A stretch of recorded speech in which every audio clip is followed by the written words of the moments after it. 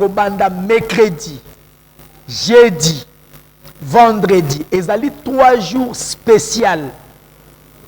Il y a ma prière non-stop, il y a maombi, ya ngambu ya Brazzaville. Mercredi, jeudi, vendredi, tozo vanda na se, tozo melamai, tozo banda prière de 10h à 20h, de 23h à 2h du matin. Tozo prier sur la délivrance de la malédiction. Ezana batu basukola baboti. Landanga très bien. Mukanda na Deutéronome chapitre 18. Tu ne découvriras point la nudité de ton père, ni de la sœur de ta mère. Tu ne découvriras pas la nudité du frère de ton père. Mutu nyonso ya mona nudité ya ba parents na ye azali sous malédiction. Et la malédiction est différente de la sorcellerie. Muto ya sa bota ki bana na bumwana. Soki ye kozwa kindoki na kimukolo, kindoki wane kozala kaka epa na ye. Il peut ou ne pas transmettre na bana na ye. Contrairement de la malédiction. Une fois mutoaza sous malédiction. Une fois mutoaza la malédiction kozala maudit na midi. Avant to comme à 18h, cette malédiction là et que simba bana pe biloko na ye nyonso. La malédiction se transmet dans les airs aussi. Contrairement de la sorcellerie se transmet dans le sang, la sorcellerie se transmet dans bilia, tope na bakado, tandis que la malédiction n'a pas besoin d'un cadeau, d'un présent pour que la malédiction soit transmise. La malédiction peut se transmettre par un objet. La malédiction peut se transmettre dans les airs. La malédiction est le contraire de la bénédiction. Ce qui va bénir Moutouna 12 heures, bénédiction n'est qu'au simba bisala na enyon soit à poto. Ndenge moko ce qui va maudire Moutouna 20 heures, malédiction n'est qu'au simba ba domaine na enyon soit ya vie. Et ça na batu ba mona nudité à ba parents ba yebate. Okutaka maman la na position ya mabe. Omona nidité na ye ya yebaka te po yebisa yete ke na mona kayo nu. Mutu amona yote les airs, les esprits de l'air et le Dieu du ciel t'avait vu que tu as vu la nudité de ton père. Vous êtes sous malédiction. Ezana bana bakenda ko sukola bibembe ababoti na bango. Vous êtes sous malédiction. Maman azobela luka mutu futa yembongo sukola maman. Papa azobela luka mutu futa yembongo sukola papa. Okoki komona nudité à moboti na yo te. Toute personne qui a déjà vu la nudité de son père ou de sa mère azali sous malédiction. Ezana bato bimana mobali ya mama. Ezana bato bimana mobali ya mama na ye. Ezana bato bimana mwana ya mwasi na ye. Ezana bato basala inceste bimana ba nièce na yo. Bimana ba tante na yo, bimana ba noko na yo. Vous êtes sous malédiction. Et sengeli ko lukanzambe ko kota na dimension ya mabondeli. Ne vous y trompez pas. La malédiction est randaka mutu faible. La malédiction est ralentir que vitesse ya vie à mutu. La malédiction est touchée à ba domaine. J'ai défini la malédiction comme la virus ya sida. Virus ya sida, une fois mutu aza atteint na virus ya sida et ko banda ko détruire les anticorps petit à petit. Malédiction et kokuto na libala et ko panza libala. Malédiction et kokuto na musala et ko panza musala. Malédiction et kokuto na l'école et ko détruire l'école. Et ça na batu baza sous malédiction à sala inceste batu baye bate. Au monde nidité à bapara batu baye bate. Pour votre information, toute personne qui a vu la nudité de son père ou toute personne qui a fait l'inceste, yemoko aza sous malédiction.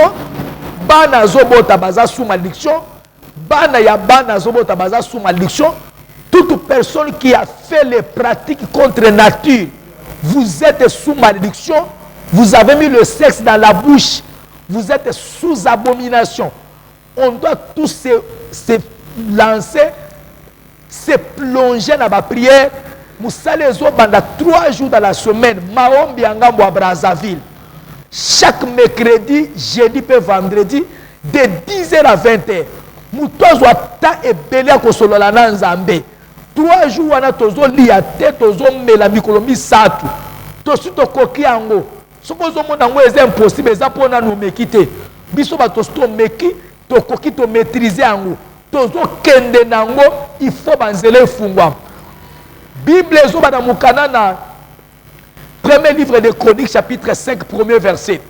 Que Ruben, le fils de Ruben, premier-né d'Israël, il a été le premier-né, mais son droit d'aînesse a été ôté. Balungola ye droit d'aînesse ba légué en na bana Joseph. C'est que muto aza sous malédiction, ba ko botola ya avantage, ba ko pesa na muto azo mérité. C'est pourquoi ozo mérité ba travaka mingi, il ne bénéficie pas. Après avoir beaucoup souffert, Nicolas Moussala, muto moko ye ko kutango na facilité ba ndiko bukambuma. Balingami, on peut bénir 2 personnes. Celui qui est maudit et celui qui n'est pas maudit, tous peuvent recevoir la même bénédiction, mais les 2 bénédictions ne vont pas travailler de la même manière. Celui qui est maudit, et pas une bénédiction qui est vrai, champ, il y a travailler, ça bloqué. Il n'y a pas de sala katina yete, contrairement à Moutou Aza béni.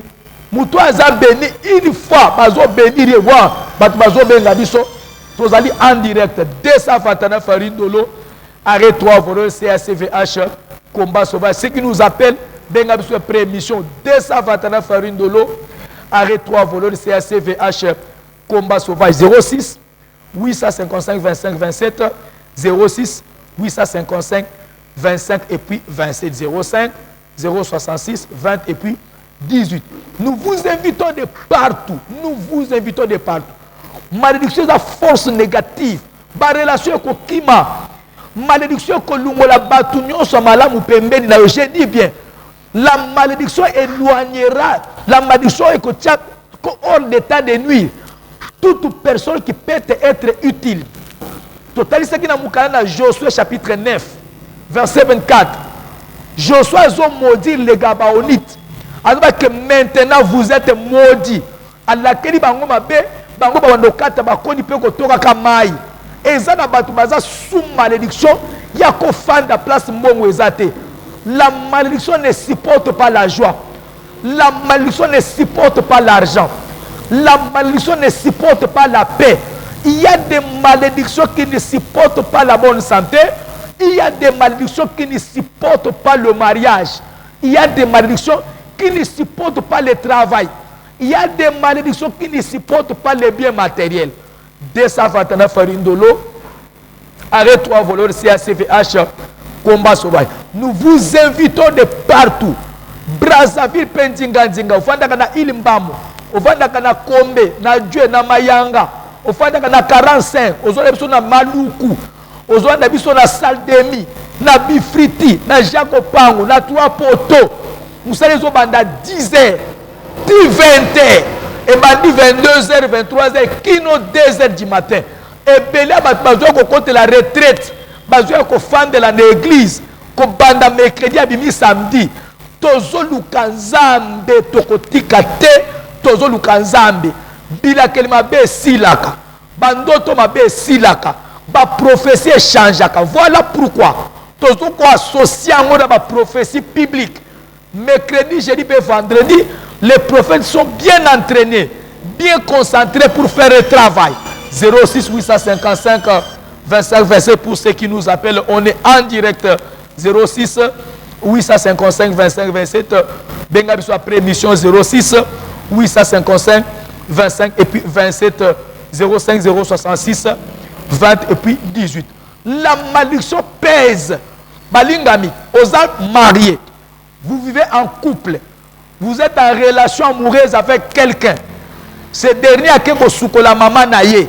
Les raillés au bandi ko bimanaye au komi maudit. Au fond de la libala, mobali a quelque chose la papa na mboka malade. Mobali na yo sukoli papa naïe. Dès la zone où ta wandwa yeli obila kelma be na ndako. Automatiquement cette malédiction papa ye nango et ko affecter santé à madame et ko affecter mimbongo ya maman. affecté par l'école à bana, et affecté dans la santé à bana. Papa, où tu as l'inceste, il t'amène une malédiction. Madame, où tu as la maman, la maman, mayanga. Maman, la maman malade, maman, misa, il a besoin. Madame, na yo soukoli maman na ye. Aye na ndako pa na yo, aye li yo molili. Obimi na ye, otikali na malédiction na nzot, eko compliqué au misala. Ne hernie. Ne prostate na ba hémorroïde, ne blocage bokao ki bokomi na ngona ndako. Bana basali inceste na ndako bakausi ndako. 229 farindolo. Arrêt 3 voleurs CACVH combat. Balinga mi le temps nous fait défaut. Le goudron qui mène à Ngamakos. Arrêt 3 voleurs. Notre numéro de téléphone est affiché au bas de votre écran. Batoubatou les sur la radio. Suivez-nous sur Internet. Nos cultes passent sur Facebook, sur YouTube.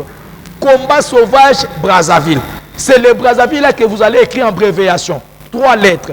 Combat sauvage Mubimbanango, combat sauvage Brazzaville sur Facebook, sur YouTube. Vous allez voir tous nos programmes, nos cultes. C'est du lundi au vendredi. Lundi na mardi de 16h à 19h30. Mercredi, jeudi et vendredi de 10h à 20h. Tozo fanda na se tozo lukanzam. Yakana bana. Yakana mo bana balanda mateya. Baye ba conséquence ya inceste. Et ça la lignée ya inceste. 229 farindolo arrêt 3 voleurs CAC VH combat sauvage. Voilà le temps nous fait défaut. Nous saluons très respectueusement les représentants légaux de notre communauté, le pasteur François Mutombo. Voici l'homme depuis Kinshasa, depuis Centrale, Zamba Pambola, mon conseiller de la communauté ainsi que sa famille. Que Dieu bénisse la grande famille de CACVH, Zamba Pambola, CACVH, combat sauvage depuis Brazzaville, Zamba Pambola, Boukibike à Brazzaville, bouclage à Brazzaville. Que Dieu bénisse. Ma prophétie est allée à consulter Zambé, il y a ta retraite, tout le Zambé. Voilà le temps nous fait défaut. Que Dieu vous bénisse. Ciao, à la prochaine.